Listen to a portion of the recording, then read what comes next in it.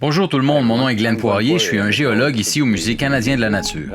Je suis ici pour vous faire découvrir des faits intéressants sur la Lune. Une des choses qu'on peut remarquer tout de suite sur la Lune, ce sont les cratères. Il y en a partout, des petits et des gros de plus de 2000 km. Ces cratères nous disent que la Lune est très vieille. Les roches les plus jeunes que nous pouvons trouver sur la surface lunaire datent de 3,5 milliards d'années et les plus vieilles de 4,1 milliards.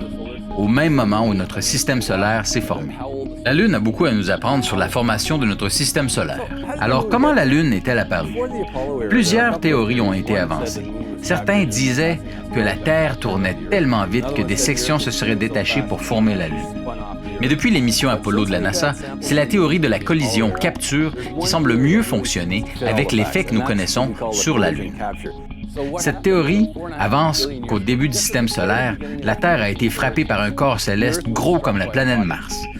Cette entité a frappé la Terre avec une telle force et une telle violence qu'elle a été complètement anéantie.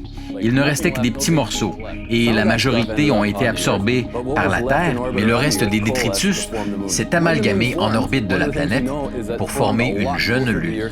C'est que quand la Lune s'est formée, elle était beaucoup plus près de la Terre. On dit qu'elle aurait pu même être à 150 000 km, alors que maintenant, elle est à 385 000 km. Pouvez-vous vous imaginer une soirée sur la Terre à cette époque?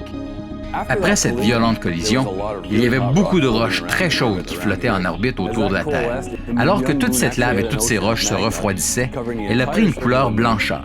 Et la roche que nous trouvons sur la majorité de la surface de la Lune, c'est ça. On l'appelle de l'anorthosite.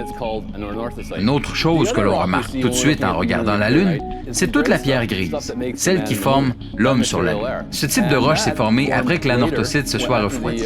Elle est causée par des impacts d'astéroïdes qui ont frappé la surface de la Lune et qui ont fait remonter en surface une matière que l'on appelle du basalte.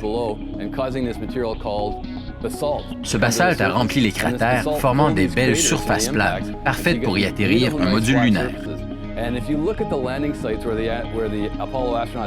Et c'est pour cela que les astronautes de la mission Apollo ont choisi ces endroits pour atterrir.